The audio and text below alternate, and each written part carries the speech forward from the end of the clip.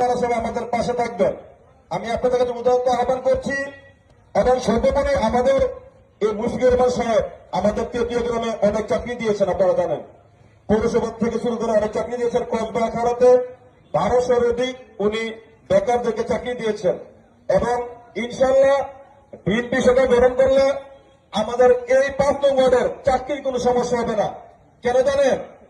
আমাদের অত্যন্ত সৌভাগ্য, আমাদের এই গুরুহিত গ্রামের কৃতি সন্তান আমাদের হানিফ ভাই স্যারের 71 পার্সোনাল পিএস, উনি কসবা এবং আখাড়া দুইটা উপজেলার প্রধান সমন্বয়ক। উনাকে অনেক বড় দায়িত্ব দিয়েছেন স্যারের পর ওনাকে দায়িত্বটা দিয়েছেন স্যার। আমার মনে হয় যে আমাদের যে এখানে যারা বেকার ছাত্র ছাত্রী এবং যুবক যারা আছে তাদের কোনো চাকরি কোনো সমস্যা হবে না। আমরা যে কোনো জিনিস হানিফ ভাই থেকে আদায় করতে পারবো। বাইক কেন দিবেন না? আমরা ওনার সাথে জোর করতে পারবো যে আমাদেরকে দিতে হবে।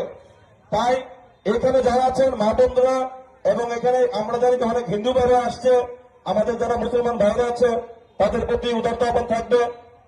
এই টিপু মামা একটা কথা বলছে, আমাদের দলের যিনি প্রধান শহীদ প্রেসিডেন্ট জিয়াউর রহমান, উনি এই দেশের জন্য স্বাধীনতার যুদ্ধ করেছেন।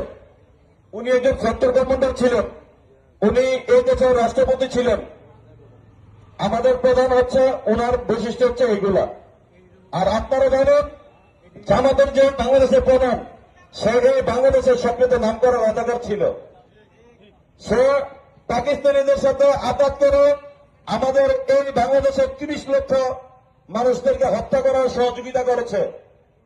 যারা খুব ভীত আছে তারা জানে আমাদের এই বাংলাদেশের মা বোনদেরকে এই পাকিস্তানি হানাদার বাহিনীর হাতে তারা তুলে দিয়েছে, তাদেরকে ধর্ষণ করার জন্য, তাদেরকে অত্যাচার করার জন্য।